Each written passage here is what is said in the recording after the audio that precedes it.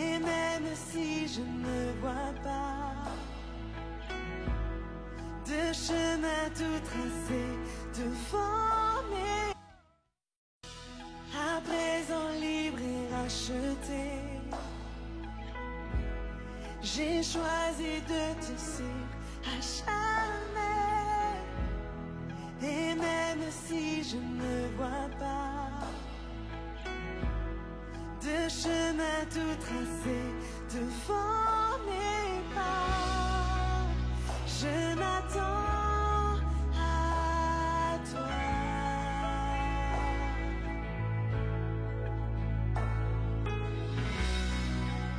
Je m'attends à toi. Me voici, je m'abandonne à toi. Que ton esprit agisse en moi. Je veux vivre pour toi. Me voici, je m'abandonne à toi. Que ton esprit agisse en moi. Seigneur, sers-toi de moi. Merci pour le soleil, merci pour la pluie, merci pour les rires et la douleur aussi. Quel grand Dieu tu es, quel grand Dieu tu es, je te loue pour qui tu es. Et ça peu importe les conditions, Seigneur, je veux m'habituer à te suivre sans poser de questions. C'est par ta grâce que je suis né. Oui, ma vie est une bénédiction. Aide-moi, Seigneur, à toujours te louer avec la même conviction. Alors merci pour le soleil, merci pour la pluie, merci pour les rires et les douleurs aussi. Quel grand Dieu tu es,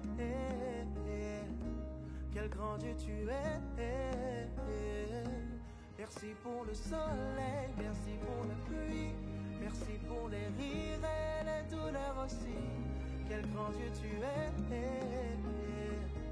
quel grand Dieu tu es. Je vis pour te rendre gloire, ils doivent le savoir. Je suis une créature de Dieu et pas un hasard. Bien avant que je sois, tu m'avais déjà vu. Et si je suis ici, c'est toi qui l'as voulu. Quand je me trouve au cœur de la tempête, mon Jésus, c'est ton nom qui me vient en tête. Mais je veux que tu restes aussi auprès de moi quand dans ma vie tout va bien. Merci pour le soleil, merci pour la pluie, merci pour les rires et les douleurs aussi. Quel grand Dieu tu es, quel grand Dieu tu es. Merci pour le soleil, merci pour la pluie, merci pour les rires et les douleurs aussi. Quel grand Dieu tu es, quel grand Dieu tu es.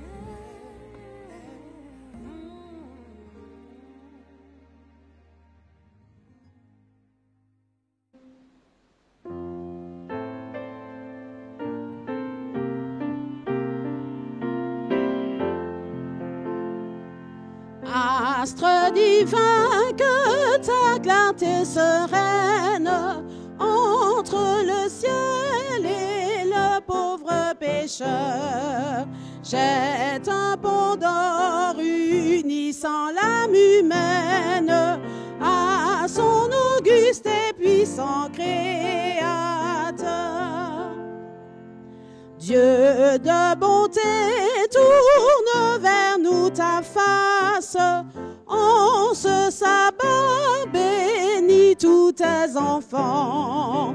Dans ton amour que jamais rien ne lasse. Rends les parfaits heureux et triomphants. Nous poursuivons avec le numéro 168.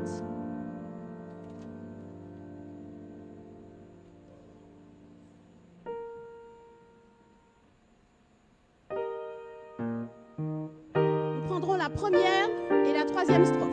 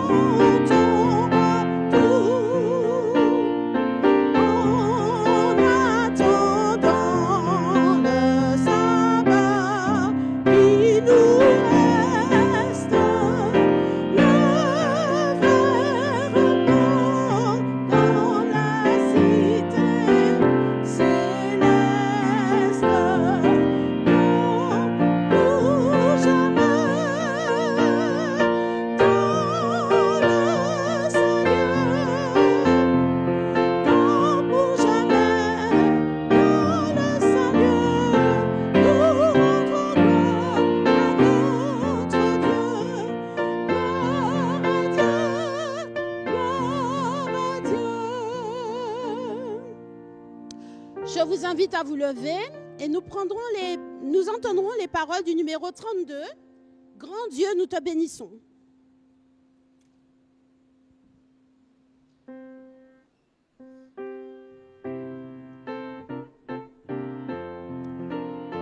Première, troisième et cinquième strophe. Grand Dieu, nous te bénissons. Nous célébrons tes louanges, Éternel, nous t'exaltons. De concert avec les anges et prosternés devant toi, nous t'adorons, ô grand roi, et prosternés devant toi.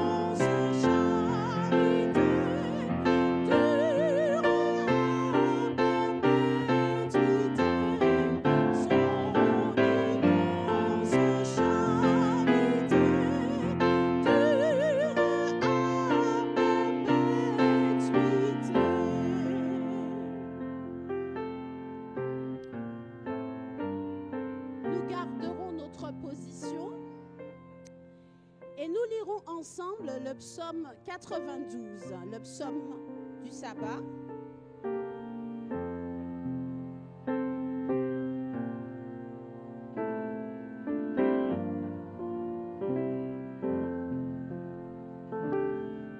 Il est beau de louer l'Éternel et de célébrer ton nom au Très-Haut, d'annoncer le matin ta bonté et ta fidélité pendant les nuits, sur l'instrument à 10 cordes et sur le luth au son de la harpe. Tu me réjouis par tes œuvres, ô Éternel, et je chante avec allégresse l'ouvrage de tes mains. Que tes œuvres sont grandes, ô Éternel, que tes pensées sont profondes.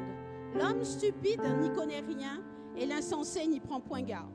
Si les méchants croissent comme l'herbe, si tous ceux qui font le mal fleurissent, c'est pour être anéantis à jamais. Mais toi, tu es le Très-Haut, à perpétuité, ô Éternel. Car voici tes ennemis, ô Éternel, car voici tes ennemis périssent. Tous ceux qui font le mal sont dispersés. Et tu me donnes la force du buffle, je suis arrosé avec une huile fraîche. Mon œil se plaît à contempler mes ennemis et mon oreille à entendre mes méchants adversaires. Les justes croissent comme le palmier, ils s'élèvent comme le cèdre du Liban. Plantés dans la maison de l'Éternel, ils prospèrent dans les parvis de notre Dieu. Ils portent encore des fruits dans la vieillesse. Ils sont pleins de sève et verdoyants pour faire connaître que l'Éternel est juste.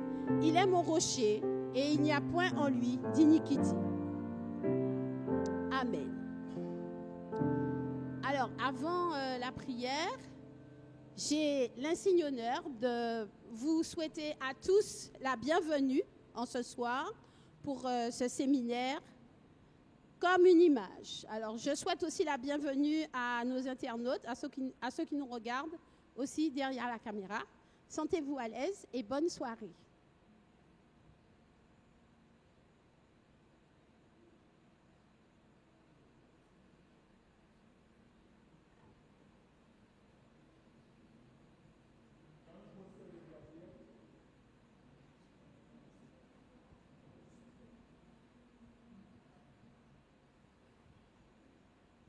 Tendre Père Céleste, nous te disons merci pour la vie que tu nous accordes jusqu'à cet instant.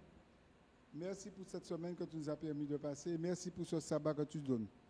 Jour où nous pouvons contempler ta grandeur, ta bonté, ton amour manifesté envers nous. Nous te demandons de bénir ce peuple ici présent ce soir et permettre que ce que Franck dirait, Seigneur, puisse être de nature à les rapprocher plus près de toi. Nous te demandons de bénir aussi ceux qui ne sont pas présents. Là où se trouvent, nous te demandons d'être avec eux, permet qu'ils puissent continuer ce séminaire demain avec nous. Que ton Saint-Esprit soit avec le frère Franck. Bénis cette assemblée ici présente devant toi. Merci encore pour tout ce que tu feras pour nous. Nous t'avons prié au nom de notre Seigneur Jésus-Christ et pour ta gloire. Amen.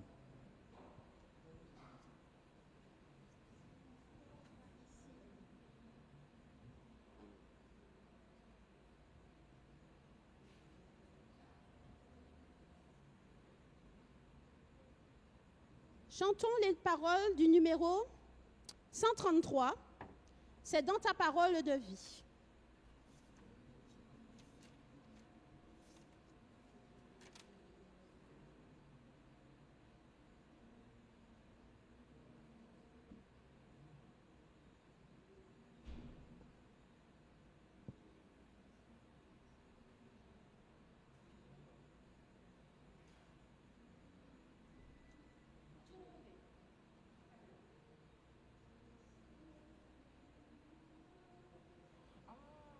C'est dans ta parole de vie, Seigneur, que brille ton amour. Oh, fais que mon âme ravie y trouve son chaque jour. Tu m'as fait don de ton salut.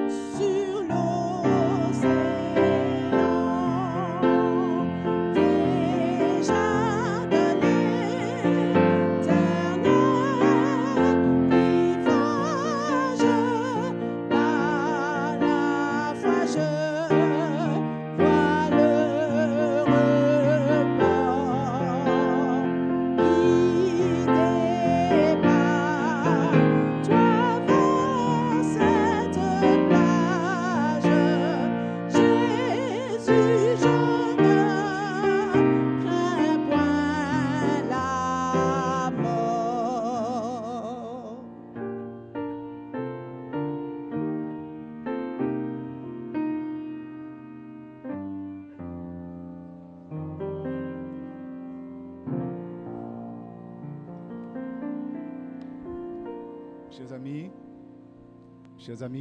m'entendez? Pas du tout? Non? M'entendez pas? Ok, d'accord. Chers amis, bonsoir. Vous allez bien?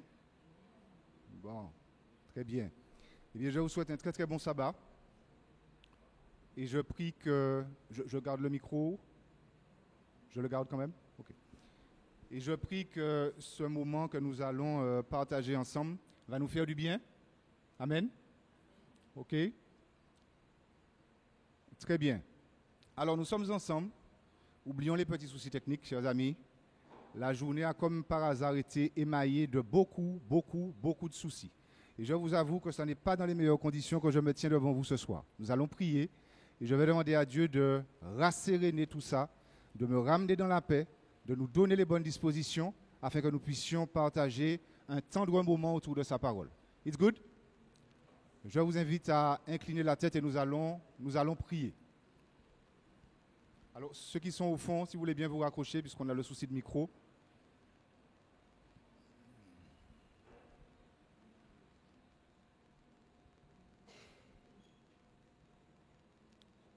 Nous inclinons la tête pour la prière.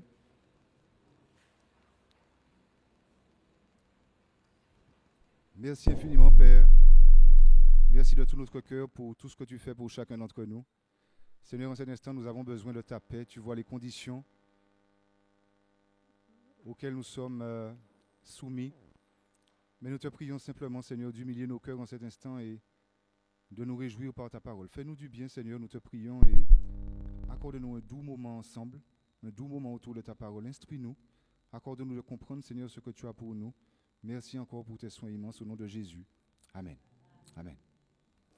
Très bien, donc nous sommes ensemble ce soir, si Dieu le veut bien, demain matin, demain après-midi, autour de ce thème, comme une image. Un petit peu énigmatique, n'est-ce pas?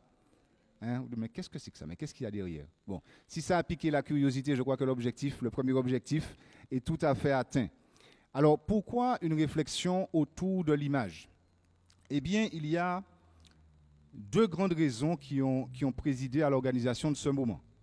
La première raison, c'est que lorsqu'on consulte les écrits bibliques, on constate que cette question de l'image, elle est omniprésente. Oui ou non? Elle est partout dans la Bible. Lorsque Dieu envisage de nous créer, il envisage de le faire à son... Lorsqu'ensuite il choisit le peuple d'Israël pour en faire le peuple qui va propager son amour et sa sagesse dans le monde, Israël va rencontrer beaucoup de problèmes et beaucoup de souffrances à cause de quoi? À cause des images taillées. Ensuite, un petit peu plus loin, et c'est un temps qui est devant nous, dans le livre de l'Apocalypse, on nous dit que les habitants de la terre seront séparés en deux parties, entre sauvés et perdus, encore une fois sur une question d'image. Et cette fois-ci, ce sera l'image de la bête. It's good? Donc, on comprend que cette question de l'image, si elle est aussi présente dans la Bible, cela signifie qu'il y a des choses importantes que nous devons comprendre à ce sujet. La deuxième raison qui a présidé à l'organisation de ce moment, c'est que lorsque nous observons nos communautés aujourd'hui, il faut que nous ayons un regard froid. On voit qu'il y a un certain nombre de pratiques qui se proposent de pénétrer parmi nous. Oui ou non? Oui. Ça n'est pas sans susciter un certain nombre de débats, d'interrogations et de polémiques. Mais lorsqu'on regarde la nature de ces débats, on se rend compte qu'ils n'auraient pas dû exister. Et on se rend compte qu'ils profitent simplement d'un défaut de compréhension des enjeux du conflit qu'il y a autour de nous et que nous ne voyons pas. Est-ce que tout le monde comprend ce que je dis jusqu'à là? C'est parce que nous ne comprenons pas, nous n'avons pas forcément une vision suffisante des enjeux du conflit qui s'exerce autour de nous que certains débats se proposent parmi nous. Rappelez-vous des paroles de Paul aux Corinthiens. Paul disait aux Corinthiens, je le dis en créole, il disait, mon maï, fais attention pas quitter Satan derrière les autres. Parce que vous connaissez ses machinations, vous connaissez ses intentions. La question pour nous aujourd'hui, chers amis, connaissons-nous encore en 2025 les intentions de Satan? C'est vrai que nous venons à l'église, c'est un doux reproche que je nous fais. Hein. Nous sommes là, nous sommes ensemble. Hein. Nous sommes ensemble. C'est un doux reproche que je nous fais, mais nous, nos jeunes, avons-nous encore totalement conscience des enjeux du conflit qui s'exerce autour de nous? Je vous prends une image. Prenez un soldat, vous le mettez sur un champ de bataille. Vous ne lui dites pas qui est l'ennemi. Vous ne lui dites pas ce que veut l'ennemi. Vous ne lui dites pas comment agit l'ennemi. Quelle sera la condition de ce soldat? Mon grand-père avait une expression qu'il utilisait, il disait « caille grave ». Caille grave. Oui ou non? Quel est le danger pour ce soldat? Non seulement il risque de faire des choix inconsidérés pour lui-même, mais il risque d'adopter des comportements et de faire des choix qui peuvent même être un danger pour les soldats de sa garnison. Est-ce qu'on comprend ce que je dis jusqu'à là? It's good? Donc, nous ne pourrons pas brosser, vous le comprenez, ce soir, on a un petit peu de temps, demain après-midi, on ne pourra pas tout voir. Et je vais vous avouer quelque chose, c'est que lorsque j'ai commencé à creuser cette question de l'image, je ne pensais pas que la ficelle serait aussi longue. Et je vous assure qu'il y a encore des choses à creuser dessus. Donc, on ne pourra pas tout voir, mais je vous invite sur la base de ce qu'on aura partagé ensemble, creuser à votre tour, parce qu'il y a des choses importantes à comprendre. It's good? On peut y aller, donc nous sommes ensemble, toujours dans le format le plus interactif que possible. Et puis, nous allons nous réserver une petite dizaine de minutes, si vous le voulez bien, en fin de réunion, pour les éventuelles observations, les éventuelles questions. Et puis, nous prions que le ciel nous accorde un bon moment autour de sa parole. Good? Oh papa, je me sens déjà tout seul. Amen? OK? Nous ouvrons la parole de Dieu. C'est parti. Genèse chapitre 1er. Genèse chapitre 1er, nous irons au verset 26. Genèse le chapitre 1er, et nous irons au verset 26. Genèse chapitre 1er, nous allons au verset 26. Et le texte nous donne un aperçu, une idée de la pensée de Dieu alors qu'il va nous créer. Et Dieu dit, faisons l'homme à notre image selon notre ressemblance. Faisons l'homme à notre selon notre ressemblance. J'ai une question pour vous. Y a-t-il quelque chose qui vous interpelle dans la formulation de ce que Dieu dit ici? Il se répète. Faisons, oui. Image. Dites-moi, il y a quelque chose qui doit vous choquer. Il insiste sur la similitude, image et ressemblance. Très bien. Donc, tu penses que quand il ajoute selon notre ressemblance, après avoir dit faisons à notre image, c'est pour insister. Bon, oui, pourquoi pas. Est-ce que ça ne ressemble pas en français à ce qu'on appelle un pléonasme? Je monte en haut, je descends en bas, je prévois d'avance. Hein? Ça ressemble à un pléonasme.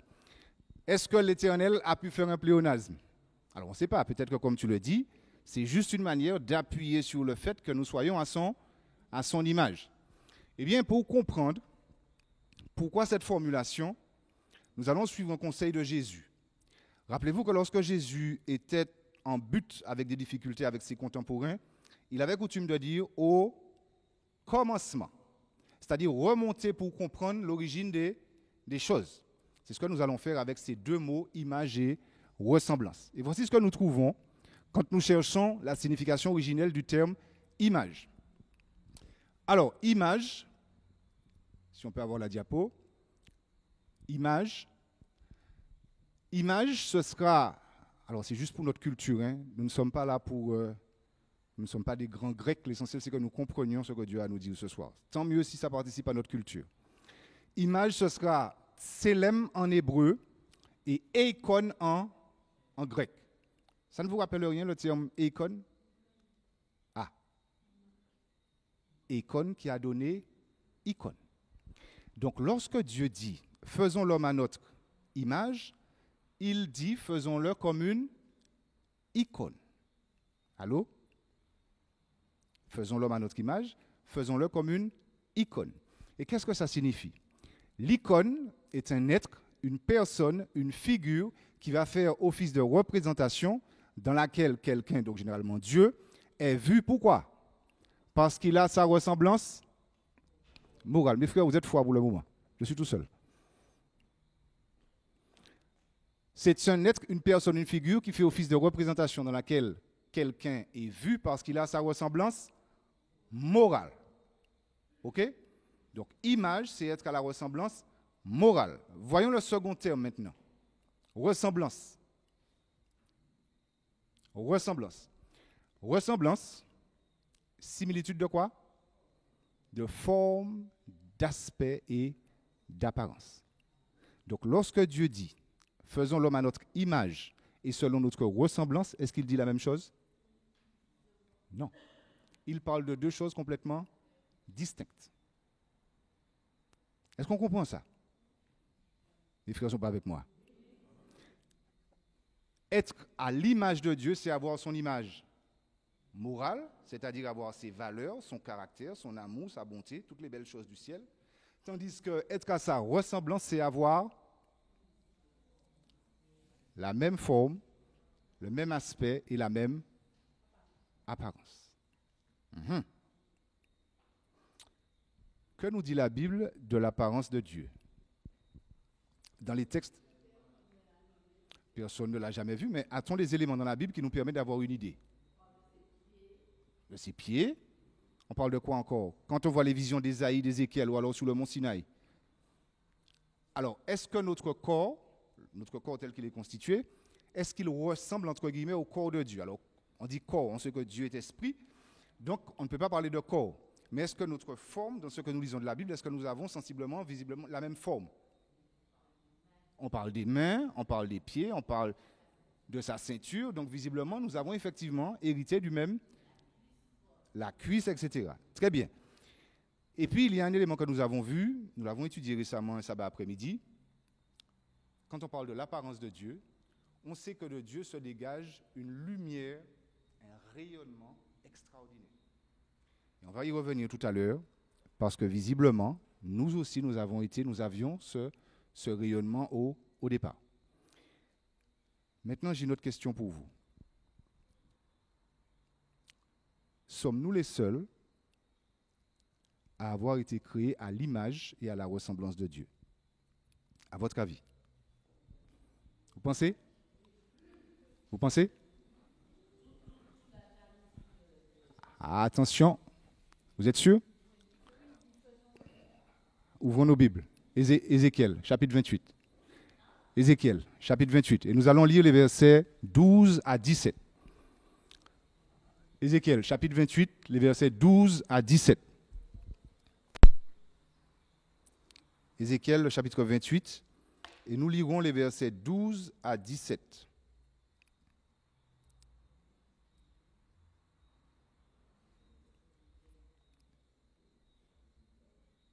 Chapitre 28, et nous allons lire les versets 12 à 17.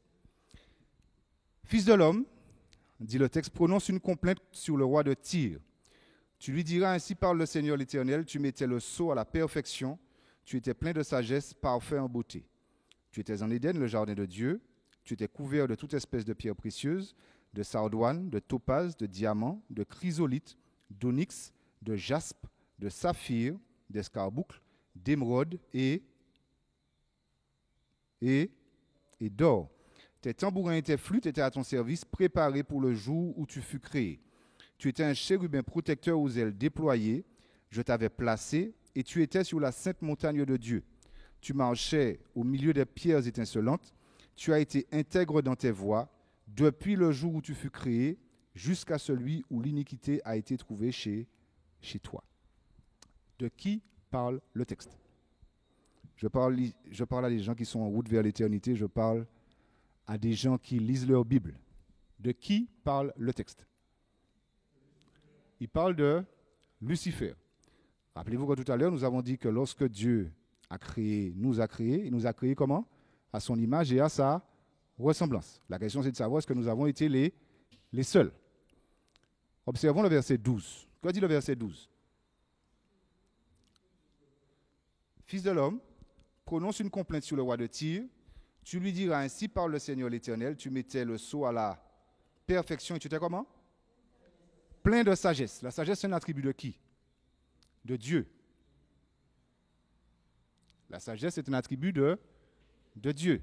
Ça fait partie de la moralité de Dieu. Lucifer avait-il donc la moralité de Dieu au départ? Oui.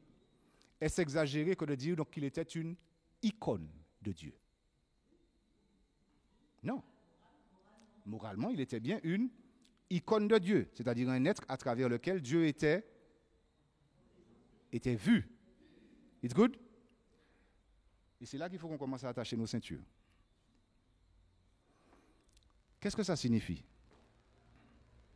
Cela signifie, chers amis, que Lucifer connaît par cœur le principe selon lequel un esprit, Dieu, peut être vu à travers une autre créature. Je répète ça. Ça veut dire que Lucifer, parce que lui-même il a été une icône de Dieu, c'est-à-dire un être à travers lequel Dieu était vu, il connaît pertinemment ce principe selon lequel Dieu peut être vu à travers une autre créature. Gardons ça sur le côté pour l'instant. Pour la question de la ressemblance, était-il à la ressemblance de Dieu? Avait-il l'aspect? Quel est l'aspect des anges? On sait qu'ils ont des ailes, on sait aussi qu'il y a cette lumière qui se dégage. On a 2 textes, on va les lire rapidement, qui nous parlent de cette lumière qui se dégage des anges. On a le texte d'Ézéchiel, Ézéchiel 10 au verset 12. Ézéchiel 10 au verset 12 qui nous dit: tout le corps, le dos, les mains et les ailes des chérubins étaient couverts de reflets de lumière, de reflets brillants. Donc, les anges et donc Lucifer également, avaient-ils l'aspect de Dieu au départ? Absolument. Prenons un autre texte. Matthieu 28, les versets 2 et 3. Matthieu 28, les versets 2 et 3. Et voici, il y eut un grand tremblement de terre, car un ange du Seigneur descendit du ciel. Il vint rouler la pierre et s'assit dessus. Son aspect était comment? Comme l'éclair, et son vêtement blanc comme la neige. OK? Donc, je répète ma question. Sommes-nous les seuls à avoir été créés à l'image et à la ressemblance de Dieu? Non. Les anges aussi, et Lucifer aussi. Et Lucifer avait été créé comme une icône de Dieu. Lucifer est-il resté le chérubin protecteur? Est-ce qu'il est resté le chérubin protecteur?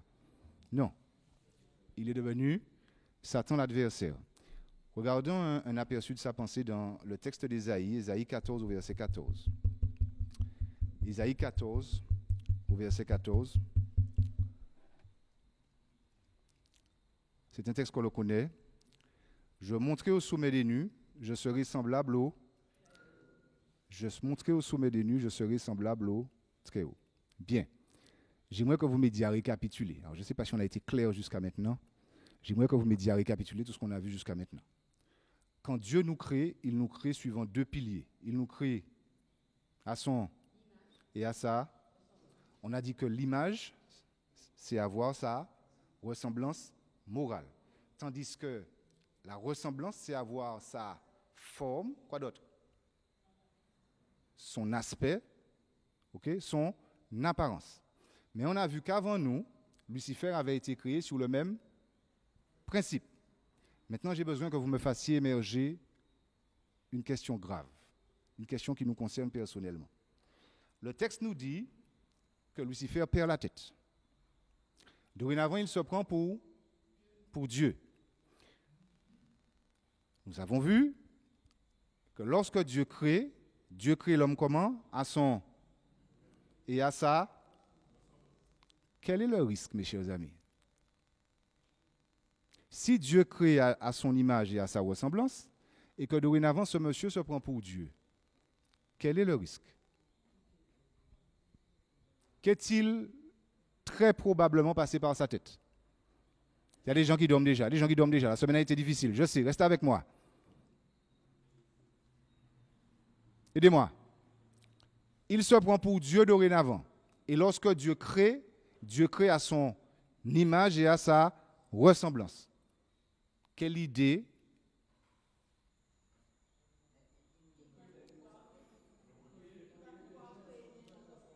Puisqu'il se prend maintenant pour Dieu, la question pour nous, chers amis, c'est de se demander, est-ce que dans sa folie, il n'a pas mis dans son esprit de faire à son tour, tout va bien. Est-ce que dans sa folie, il ne s'est pas mis à l'esprit à son tour de faire l'homme à son et à sa? Est-ce qu'on comprend? It's good? Et là, on comprend que le problème est sérieux. Il se prend pour Dieu.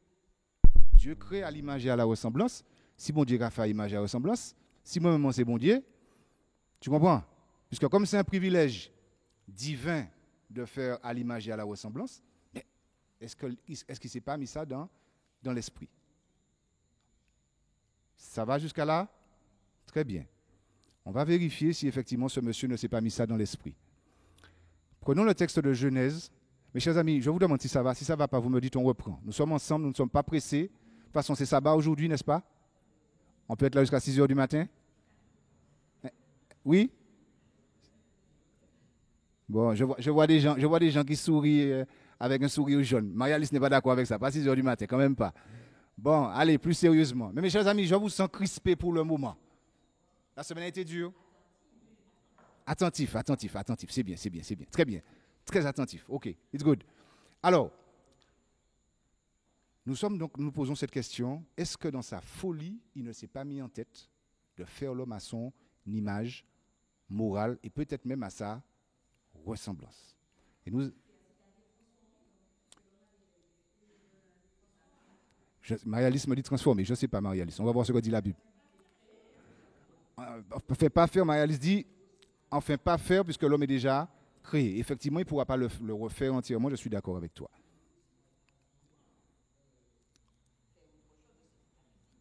Il nous pousse à vouloir faire autre chose que cet état physique. Je vais m'asseoir demain matin, tu vas faire le message de demain matin parce que je crois que tu as déjà tout compris.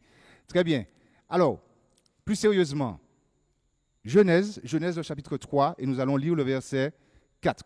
Et on va garder dans l'esprit ce que nous avons lu dans Isaïe 14, 14. Qui peut me rappeler ce qu'on a lu dans Isaïe 14, 14? Ça, ce sont des passages qu'on doit connaître par cœur, mes amis. Qu'est-ce qu'il dit, Isaïe 14, 14? Je montrerai au sommet des nuits, je serai semblable au très haut. Maintenant, Genèse 3, le verset 4. Et là, nous avons un extrait de l'entretien qu'il a avec Ève au jardin. Voyons ce qu'il dit à Ève.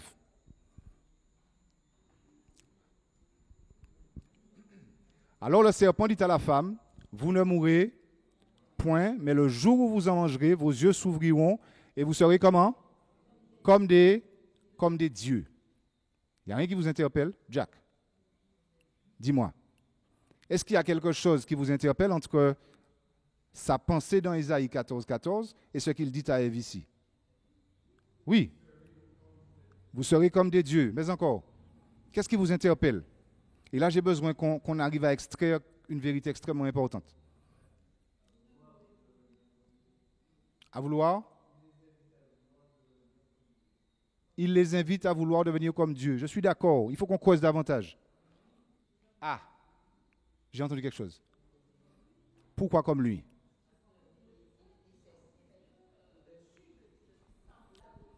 Mes chers amis, qui a eu le premier l'idée d'être semblable au Très-Haut? C'est lui. Donc lorsqu'il dit à Ève, tu seras comme un Dieu, qu'est-ce qu'il fait en fait? Il invite Ève à faire comme... Mais est-ce qu'il lui dit ça? Non. Est-ce qu'on comprend? Et donc il y a un message qui est caché en dessous. Quel est le message? J'ai besoin de 2 mots. Faites-le moi sortir s'il vous plaît. Qu'est-ce qu'il dit à Ève en filigrane? Il est le premier à avoir cette idée. Il lui fait croire qu'il veut son bien. Il l'invite à faire de même. Qu'est-ce qu'il lui dit en sourdine? Fais comme moi. Donne-moi un autre mot, s'il te plaît. Imite-moi. Oui. Il a?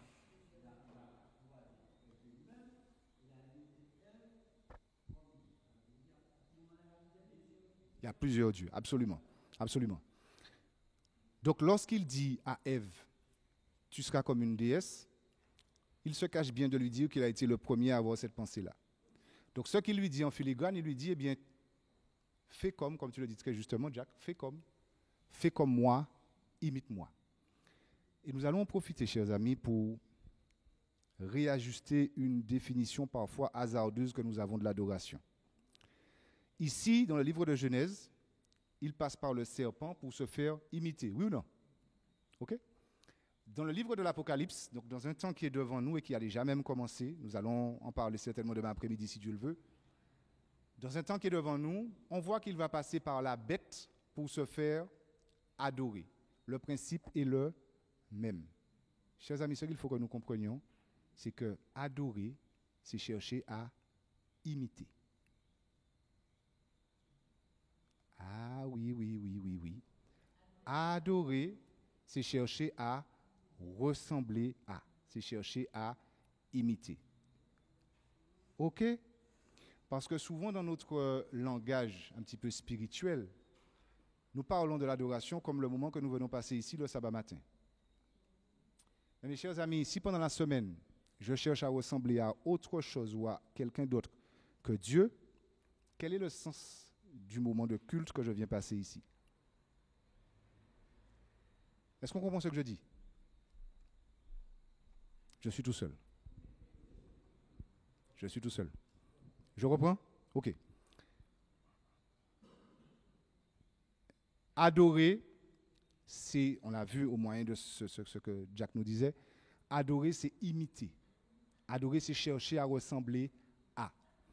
Souvent, lorsque nous parlons d'adoration, nous résumons la question de l'adoration au moment que nous venons passer ici le sabbat matin. Mais lorsque nous considérons ce que nous venons de voir dans la Bible, on voit que l'adoration ne peut pas se résumer à cela. Parce que l'adoration, c'est ce que je fais chaque jour de ma vie. L'adoration, c'est mon attitude envers Dieu, c'est une chose, mais mon adoration est définie par ce que je veux imiter. Voilà, ce à quoi je veux ressembler. OK? Et c'est là toute la force de la louange. Parce que si jamais pendant la semaine, j'ai d'autres modèles, j'ai d'autres icônes, ma louange ne peut pas être l'expression de ma volonté de ressembler à Dieu. J'ai été brouillon, je reprends. Je le reformule différemment. La louange prend toute sa puissance, chers amis, le sabbat matin, si elle est l'expression d'un cœur qui aspire de toutes ses forces à ressembler à Dieu. Est-ce qu'on comprend ça? On a tous connu, on a tous vu des gens qui, lorsqu'ils chantaient, il y avait une puissance qui se dégageait de leur chant. Pourquoi? Parce que c'était l'expérience d'un vécu, d'une envie de ressembler à Dieu. Donc, gardons à l'esprit que lorsque nous parlons d'adoration, l'adoration ne peut pas se résumer seulement au moment que nous venons passer ici le sabbat matin. C'est une question permanente parce qu'adorer, c'est chercher à imiter. Je regarde Hélène. Hélène m'émerveille. Je cherche à ressembler à Hélène. J'adore Hélène.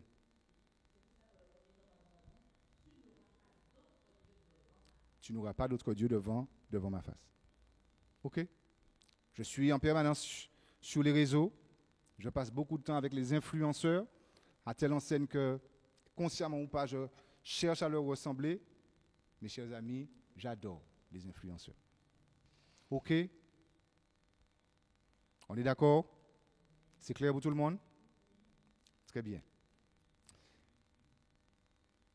Et voilà donc pourquoi, effectivement, dans le psaume 33, le verset 1er, la Bible nous dit que la louange convient aux hommes droits. La louange n'a de sens que si elle est l'expression sincère, profonde de l'envie de ressembler à Dieu. On a tous entendu parler de ces gens qui parfois sont touchés et se donnent à Dieu simplement sur un chant, n'est-ce pas? Pourquoi?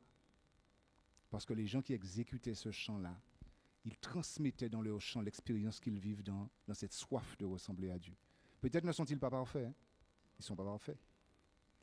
Mais ils communiquent tout ce qu'il y a en eux dans ce combat pour ressembler à Dieu.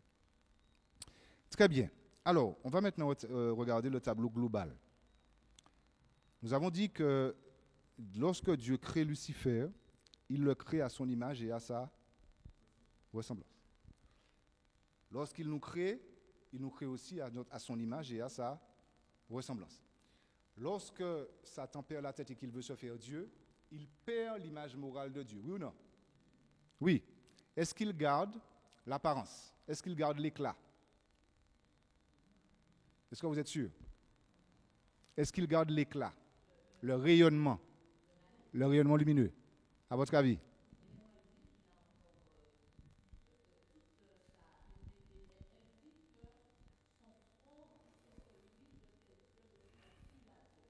Ça a changé. Ça a changé. Effectivement, vous avez ce texte alors qui est employé généralement pour parler dans Corinthiens de ces disciples, des faux prophètes qu'il va envoyer. Mais la Bible nous donne une certaine idée de cela quand elle dit que dorénavant, il se déguise en ange de lumière. Rappelez-vous une chose, Moïse, lorsque Moïse était dans la tente d'assignation et qu'il venait rencontrer Dieu, qu'est-ce qui se passait quand il en sortait? Il rayonnait à telle enseigne qu'il aveuglait les gens qui regardaient. Qu'est-ce que ça signifie, chers amis? Cela signifie que lorsqu'un être créé par Dieu se déconnecte de son image morale, qu'est-ce qui se passe? Au fur et à mesure, il s'éteint et il va perdre l'aspect, comme tu le disais, il va aussi perdre l'aspect de Dieu.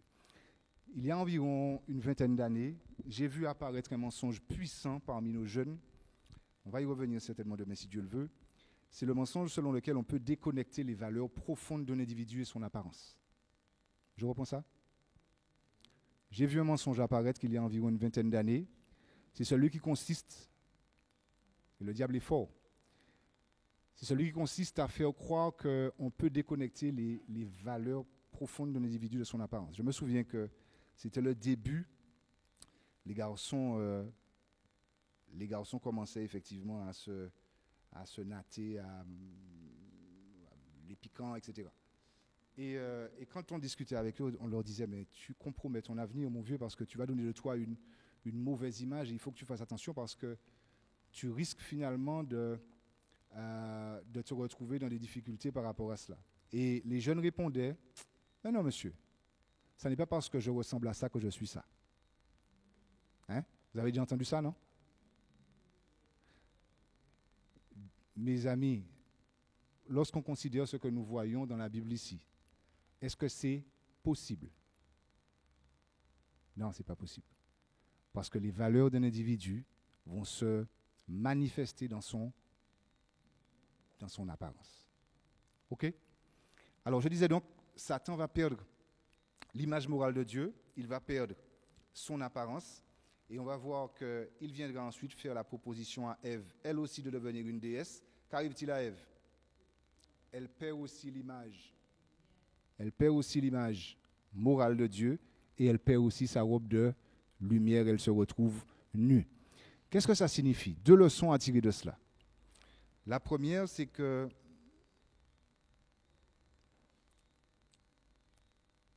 je vais commencer par ça. La première, c'est que Satan, je le dis comme ça, Satan est un perdant. Il faut que nous le comprenions. Satan est un perdant qui fait tout pour partager la recette de son échec avec nous. Est-ce qu'on entend ce que je dis? Il ne veut pas aller tout seul. Donc ça, il faut que nous l'ayons à l'esprit. Il fait tout pour partager la recette de son échec. Je me souviens d'une parole du pasteur Doug Batchelor qui disait que lorsque le pécheur est dans son inconfort, lorsqu'il est malheureux par rapport à sa situation, il fait tout pour dégrader les autres et pour les faire descendre avec lui le plus bas que possible. Lorsque vous observez ce texte d'Ézéchiel 28 que nous avons lu tout à l'heure, le texte commence en disant que tu étais un chérubin protecteur. Mais à la fin, Dieu lui dit, tu n'es, vous vous rappelez pas? Tu n'es rien. Je te réduis à rien. Et mes chers amis, nous devons comprendre une chose, c'est que Satan fait tout pour nous réduire aussi à rien. Voyez le texte de Genèse le chapitre 3, le verset 4 que nous avons lu tout à l'heure. Que dit-il en filigrane à Ève? Quand il dit à Ève, si tu manges de ce fruit, tu vas devenir comme une déesse. Qu'est-ce qu'il lui dit en filigrane? Pour le moment, tu n'es tu n'es rien. Pour le moment, tu n'es rien. Vous voyez? Et nous entendons encore aujourd'hui ces mêmes choses. Si tu ne t'habilles pas comme ça, tu n'es. Hein? Si tu ne penses pas comme ça, tu n'es. Si tu n'es pas d'accord avec ça, tu n'es. Chers amis, il faut que nous apprenions à reconnaître la pensée du malin. OK? Le diable s'applique à manipuler justement en cherchant à déclencher systématiquement la frustration. Nous connaissons la pensée divine. Dieu de son côté nous dit, voici, je suis à la porte et je frappe. Dieu, c'est un gentleman. Il se propose à notre intelligence. Tandis que Satan fait tout au contraire pour nous manipuler et nous emmener à fonctionner comme il voudrait. Il y a une différence claire entre les deux, absolument. Voilà pourquoi il nous appartient, et nous allons amorcer notre conclusion. Voilà pourquoi, chers amis, plus que jamais, il est très très important que nous apprenions, que nous affûtions, notre discernement. Quand Jésus dit « je suis le pain de vie », quand Jésus dit « je suis le pain de vie », qu'est-ce que ça signifie? Si je mange un morceau de pain rapidement, qu'est-ce qui se passe? Quels sont les risques? Premièrement, je risque de m'étouffer, c'est une chose. Deuxièmement, tu ne savoures pas ce pain, mais encore, il ne va pas me satisfaire. Oui. Je suis allé voir un médecin récemment par rapport à un petit souci de santé, et le médecin me disait, monsieur, prenez-vous le temps de mâcher suffisamment? Combien de temps durent vos repas? Est-ce qu'il dure au moins 20 minutes? J'ai dit 20 minutes? 20 minutes. Je n'ai pas le temps pour ça. Il m'a dit, mais le premier de vos problèmes est peut-être là. Pourquoi? Parce que lorsqu'on mange trop rapidement, il y a une partie de la digestion qui ne se fait pas. Quel est le lien avec les paroles de Jésus quand il dit « Je suis le pain de vie » ? Cela signifie, chers amis, qu'il faut que nous prenions le temps de décortiquer ce qu'il y a dans ce livre. Très souvent, que faisons-nous? Il est 6 heures, il est 5h30. Seigneur Jésus, merci pour la bonne nuit que tu nous as permis de passer. Garde maman, garde papa, garde mes enfants au nom de Jésus. Amen. Et on est parti. Hein? Ou bien on lit rapidement le petit message que Bernard, que Josette nous a envoyé. OK, et puis on part avec une bonne conscience. Ah, il y a une Josette ici. C'est un hasard. Hein? Plus sérieusement, on lit ça rapidement et puis on se dit qu'on se donne bonne conscience. On a lu. Mais avons-nous mangé correctement? Avons-nous mangé correctement? Vous voyez? Nous sommes dans un temps, chers amis, où nous avons besoin que notre discernement soit formé. Je veux juste terminer avec ceci. Lorsque Satan approche Ève, il lui promet la liberté et l'élévation, n'est-ce pas? Oui. Lorsqu'il approche les anges au ciel pour les tromper, qu'est-ce qu'il leur promet? La liberté aussi. Qu'est-ce que ça signifie? Cela signifie que Satan, mes chers amis, a l'art de cacher ses pièges dans des causes qui apparaissent nobles. Je répète ça. Satan a l'art de cacher ses pièges dans des causes qui apparaissent nobles. Donc, si nous n'apprenons pas à discerner, qu'est-ce qui se passe? On se dit qu'il n'y a aucun problème. OK? Il y a ce texte que j'aime beaucoup, ce texte de Proverbe qui dit que, Proverbe 22, les versets 20 et 21, il dit que le sage voit le mal et se cache, tandis que les simples s'avancent et sont punis. Le sage a la capacité à voir le mal d'avance et de se cacher, tandis que les simples, ils s'avancent et ils sont punis. Nous ne pouvons pas, dans les temps que nous vivons, faire partie des simples. Toujours dans le livre des Proverbes, Dieu dit, n'ai-je pas déjà mis par écrit pour toi des paroles sûres, des choses certaines. OK? Donc, si notre discernement aujourd'hui, mes chers amis, manque encore un petit peu, est-ce que c'est la faute du Tout-Puissant? C'est parce qu'il faut que nous passions davantage de temps à considérer les Écritures de telle sorte que ce discernement soit beaucoup mieux formé. Il y a une promesse dans le livre de Daniel, Daniel 12 au verset 3. Daniel 12 au verset 3. Vous avez vu que tout à l'heure, quand nous avons commencé, nous avons dit que Dieu avait créé comment? Il nous avait créé à son image et à sa ressemblance. Regardez ce qu'il est dit ici. Ceux qui auront été comment? Intelligents. Ceux qui seront revenus donc à son image morale. Quel sera l'impact sur leur aspect? Ils vont retrouver la splendeur du ciel. Et ceux qui auront enseigné la justice à la multitude brilleront comme les étoiles à toujours et à perpétuité. Autrement dit, la situation de l'homme redeviendra celle qu'elle était auparavant, au jardin. Ça ne fait rien à mes frères. Marcher en robe de lumière, ça ne fait rien à mes frères. Jack, ça ne fait rien à mes frères. Ce soir, je suis devant vous, j'ai des chaussures qui me font mal. Une chemise difficilement ajustée parce que je suis trop mince. Et je dis à mes frères que bientôt je vais être en robe de lumière, personne ne peut dire rien. Hein? Ça fait? Mais c'est un rêve vrai. C'est un rêve vrai. Vous savez, quand nous réfléchissons parfois à l'apathie, à l'endormissement dont nous faisons preuve, vous savez, je crois qu'il y a un moment où il faut que nous nous demandions sincèrement, est-ce que nous croyons véritablement à ces choses-là?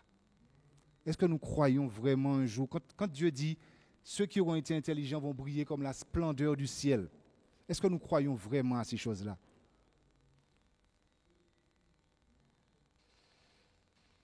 Parce que mes frères, si nous croyons vraiment à ces choses-là, il y a des icônes que nous ne mettons plus sous nos yeux. Je vais taquiner mes sœurs un seul instant, mes frères aussi d'ailleurs. J'avais dit qu'on finissait, mais permettez que je taquine un instant. Comme c'est presque fini, comme ça vous ne m'en voudrez pas, et puis c'est sabbat, vous ne m'en voudrez pas.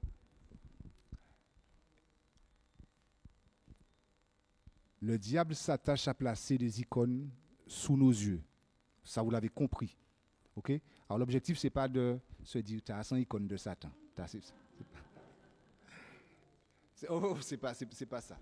Nous sommes appelés à discerner les esprits, mais nous ne sommes pas là pour chercher c'est qui les icônes. Travaillons nous-mêmes à ne pas être une icône de Satan, mais à être une icône de Jésus. Parce que plus nous allons contempler Jésus dans sa parole, et c'est ce qu'il faut que nous comprenions et que nous amenions nos jeunes à faire.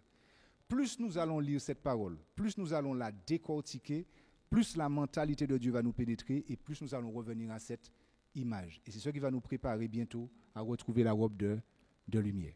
It's good? Et je disais donc, il y a quelques petites séries, quelques petits films qui passent, je vois des gens qui sourient déjà, qui passent à la télévision tous les après-midi, tous les soirs. Sommes-nous certains, chers amis, que les personnages qui sont dedans, les icônes qui sont dedans, sont effectivement des gens qui ont envie de ressembler à Dieu? J'ai une question que je pose, on n'a pas besoin de réponse. Chacun va répondre pour lui-même. Parce que je pense que vous commencez à comprendre que nous finissons par prendre l'image de ce que nous contemplons.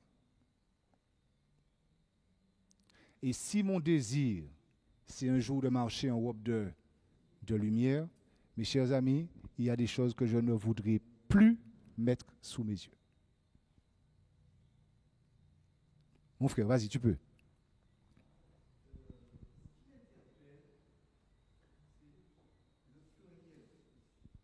C'est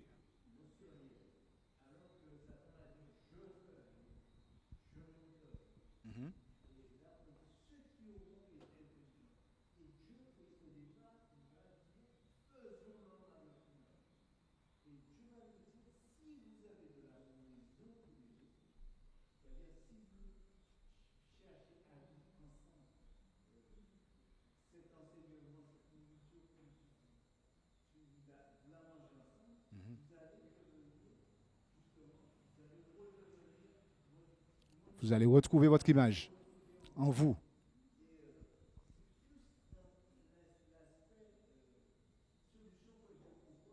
Mhm.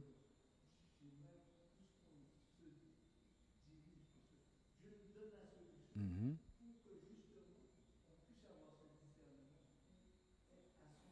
Alors, je te rejoins tout à fait. Ça, bon, ce n'est pas le sujet du soir, mais, non, mais on va profiter de la perche.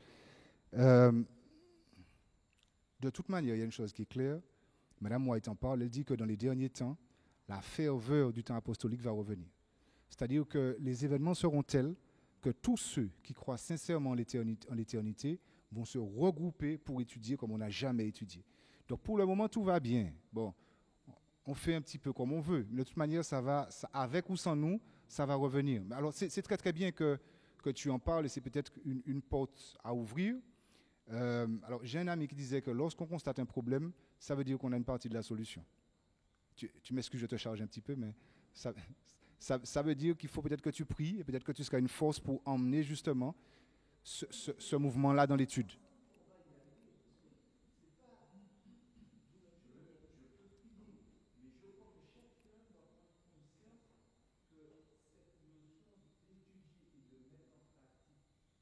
Mhm. Déterminante. Je te rejoins tout à fait. Je te rejoins tout à fait. Voilà, absolument. Absolument. Mhm.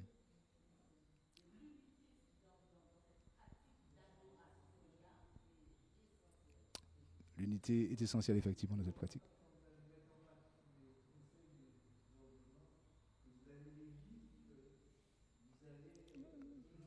Absolument.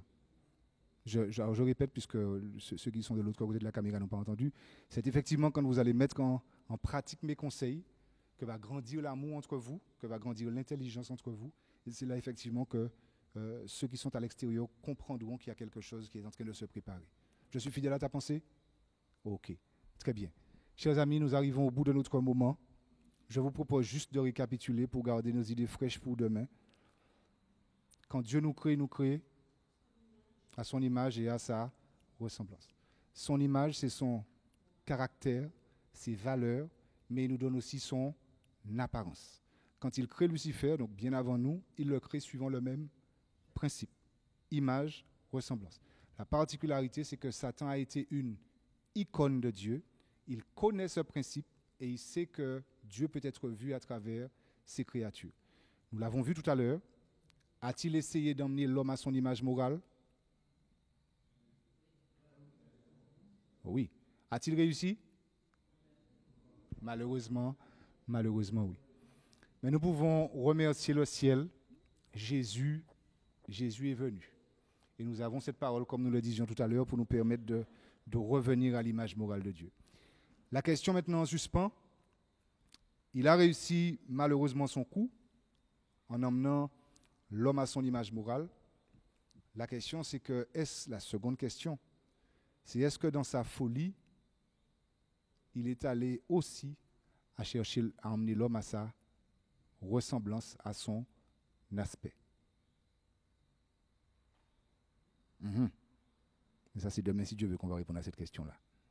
OK? Dans sa folie, est-il allé jusqu'à tenter d'emmener l'homme à son aspect? Je vous remercie beaucoup de votre présence. Ça a été un petit peu laborieux au début, mais j'espère que l'essentiel est là. J'espère que le message est passé. J'espère qu'on a appris des choses. Oui, un petit peu. Absolument. La parole de Dieu est belle néanmoins. Très bien. Donc, je vous dis à demain si Dieu le veut bien. Que Dieu vous bénisse.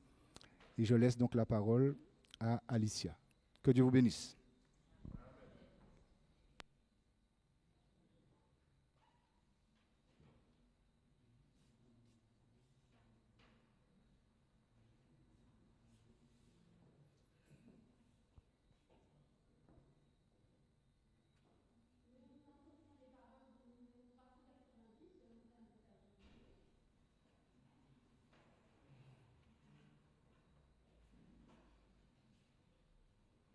Au ciel est la maison du Père.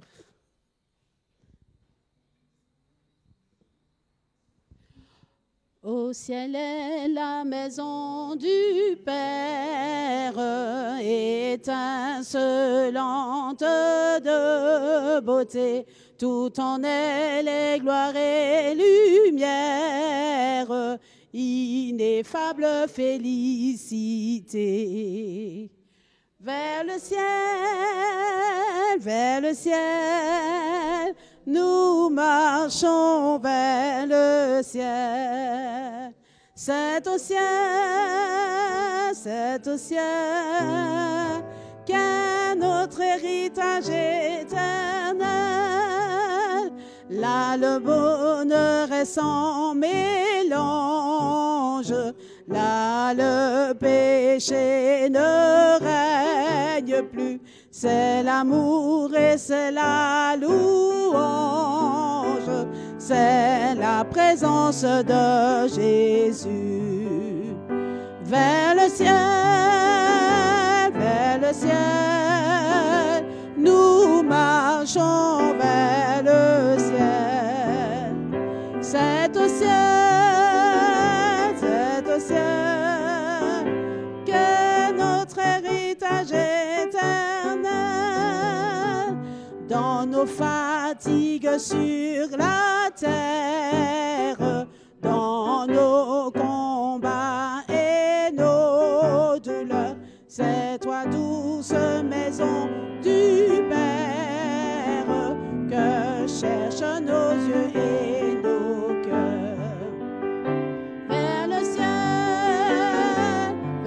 ciel, nous marchons vers le ciel. C'est au ciel que notre héritage éternel. Jour de peine ou jour d'allégresse, douce brise ou vents orageux, poussez-nous sans cesse vers notre demeure des cieux. Vers le ciel, nous marchons vers le ciel. C'est au ciel qu'est notre héritage éternel.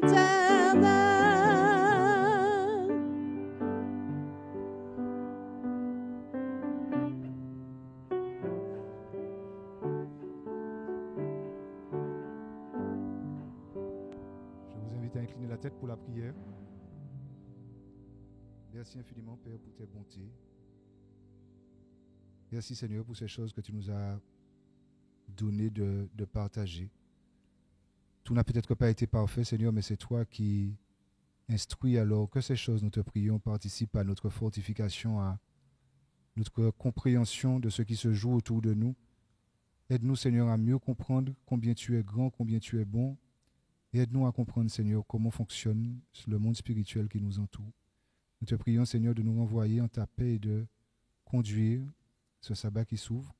Instruis-nous, Seigneur, et remplis-nous de ta paix. Nous te prions au nom de Jésus. Amen.